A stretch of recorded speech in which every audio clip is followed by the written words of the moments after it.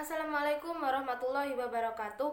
Perkenalkan, nama saya Alika Nurfa Diadusada dari Program Studi Pendidikan Ilmu Pengetahuan Sosial offering C18. Pada kesempatan kali ini, saya akan membahas tentang konsepsi tauhid dalam Islam.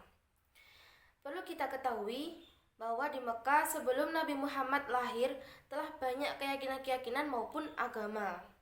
Nah, keyakinan tersebut diantaranya ada Yahudi, Nasrani, dan Majusi.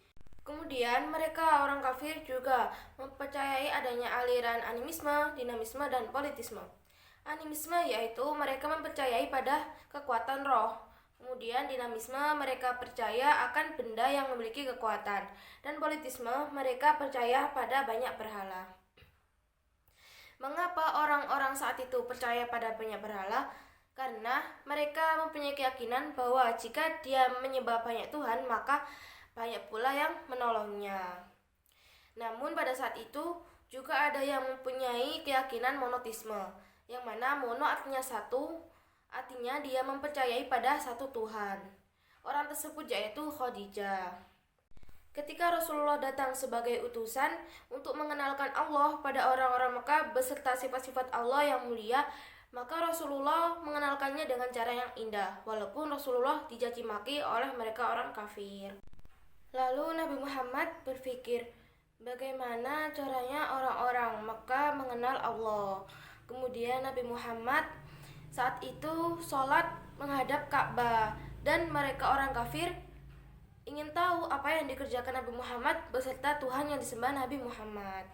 Kemudian orang-orang kafir datang pada Nabi Muhammad dan bertanya, wahai Nabi Muhammad, seperti apa bentuk Tuhanmu? Apakah sama dengan Tuhanku? Kemudian Nabi Muhammad tidak langsung menjawab pada saat itu, karena Nabi Muhammad menunggu datangnya wahyu.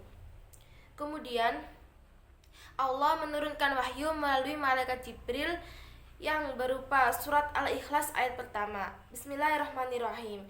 Qul huwallahu ahad, yang artinya Tuhan itu esa atau Tuhan itu satu. Karena Allah ingin menegaskan bahwa Tuhan itu hanya satu, yaitu Allah Subhanahu wa taala. Dan Allah juga menegaskan pada orang-orang yang meminta kepada selain Allah dengan ayat Allahu Somad, yang artinya Allah itu tempat bergantung. Dan yang ketiga, ini yang paling penting, pada saat itu ada Kaisar Romawi yang dia memiliki keyakinan bahwa Tuhan itu Trinitas. Dan Allah kembali menegaskan dengan ayatnya lam yalid walam yulad, yang artinya Allah itu tidak beranak dan tidak diperanakkan. Kemudian saat itu juga ada orang kafir yang beranggapan bahwa Tuhan itu menyerupai batu, kayu, dan sebagainya. Lalu Allah kembali menurunkan ayatnya, yaitu walam yakullahu kufuwan ahad, yang artinya Allah itu tidak menyerupai siapapun dan apapun. Dengan turunnya ayat-ayat tersebut, kita harus meletakkan pada hati kita bahwa itulah Allah dengan sifat-sifat mulianya. Makanya surat Al-Ikhlas itu nilainya sangat luar biasa. Mengapa dinamai surat Al-Ikhlas? Karena Al-Ikhlas itu artinya bersih dan murni. Itu juga penegasan dari Allah bahwa Al-Ikhlas itu sebagai pembersih dari keyakinan-keyakinan sebelum Islam. Pada konsep akidah ini, yang mana surat Al-Ikhlas itu nilainya sangat luar biasa, kita harus bangga, kita harus bersyukur memiliki Tuhan Allah Subhanahu wa taala, yang mana Allah itu Maha Esa, Allah itu sebagai tempat bergantung, Allah itu tidak beranak dan tidak diperanakan, serta tidak ada sesuatu pun yang menyerupai pada Allah. Selanjutnya, pada saat itu ada sahabat Nabi yang setiap sholatnya dia membaca surat Al-Ikhlas, dan hal itu membuat teman-temannya heran. Kemudian teman-temannya melaporkannya pada Nabi. Oleh Nabi ditanyai, wahai sahabat, mengapa kamu setiap sholat membaca surat Al-Ikhlas? Kemudian sahabat tersebut menjawab, karena di dalam surat Al-Ikhlas itulah sifat-sifatnya Allah. Dan dia kembali menegaskan bahwa dia mencintai sifat-sifatnya Allah tersebut. Dan Nabi Muhammad juga telah bersabda di dalam riwayat At-Tirmidzi yang artinya, katakanlah barang siapa yang membaca surat Al-Ikhlas, maka Allah Subhanahu wa taala mencintainya.